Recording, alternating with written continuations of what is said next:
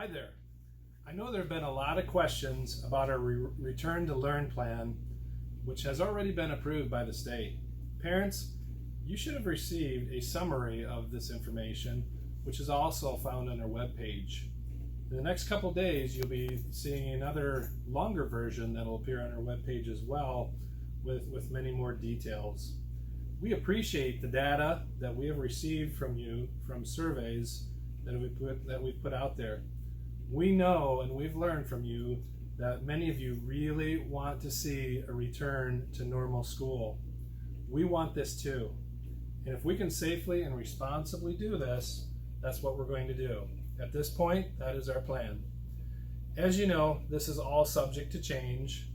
I also want to share some information with you that hopefully will answer some of the many questions that you probably have and some of the questions that came from the survey data that we received.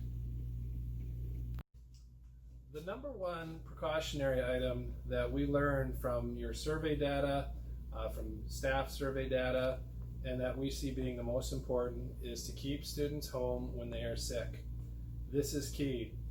We know kids have come in the past where they may have been a little bit sick, but it is so critical for this plan to work. Kids need to stay home if they're ill. They're not going to be penalized for any legitimate absences, and we will work with you to make sure they get caught up on their work.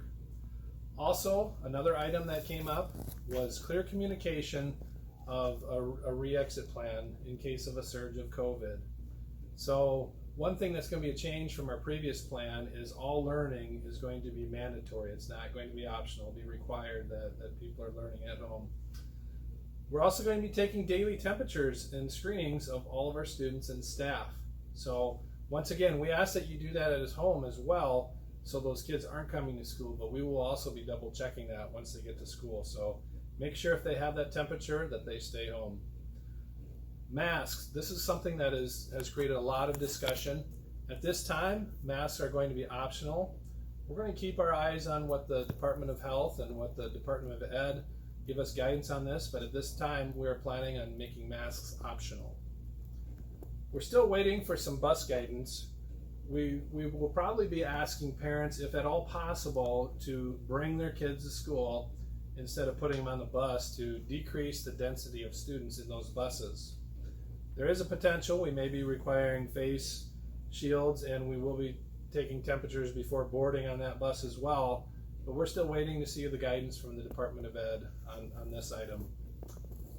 And the last item is frequent sanitization of highly touched areas and hand sanitizer available for student and staff use.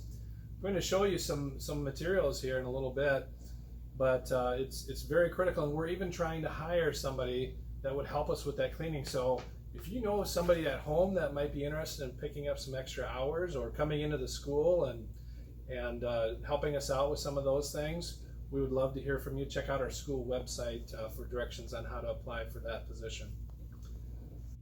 So you might be wondering, why are we in what's known as the old wrestling room, or currently is known as our storage room?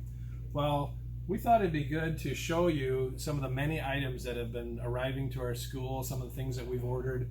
We ordered a lot of these ahead of time because we knew there'd be a big rush on some of these items when it comes time to August. So I want to walk you through some of the protective measures that we have here. Here's some cleaner here, that disinfectant, another package or a traditional package of hand sanitizer. We have wipes, we have masks, we have, well, some type of unidentified cleaner that I'm sure is very good in the fight with COVID-19. We have an air scrubber. Boy, look at this. We've got several of these coming. This air scrubber is used to scrub the air of some of the imperfections that are floating around and germs that are floating around through the air. We've ordered several of those to especially help us in some of those rooms that aren't very well ventilated. Thermometers, we have 40 of these that have come in already. These are infrared thermometers to help us take temperatures of the kids that we'll be doing a lot of. Let me just open some of these boxes up here. You got this product. Looks like it is the eliminator. So we've got that. Very important to have stuff like that. What else do we have here? Let me open this one up. is looks like some sanitizing lotion there as well. We have soap dispensers. We have all kinds of great things here that are going to help us. I wonder what this is. Perhaps one of the biggest boxes here. I'm not sure what. Let's look and see what does it say on that. It says Nurse Merch. Our Nurse Merch has arrived, and Nurse Merch is here, and she's going to tell you a couple things. She's ready to start this school year, but she also wants to tell you about some other things that are very important to keep in mind. Number 1, everybody, make sure you wash your hands for at least 20 seconds. Number 2, cover your cough and sneeze in your sleeve. And what's the best thing that we can do, Mr. Lowers? If you're sick, please stay home. Stay home. Stay home. Stay home. Please know that this entire situation has not been easy. We've seen a survey where one parent will say you cannot require masks, and the very next survey will come in and say all students must wear masks. While everybody may not agree on what we end up doing, please understand that we will take all of this data and recommendations from the Department of Ed, the Health Department, and make a decision that we think is best for all of our kids. Thank you, and we will get through this. Stay tuned, as this may look different in August, and we'll continue to send out information. We will continue to monitor closely, and remember, it's a great day to be a Denver Cyclone.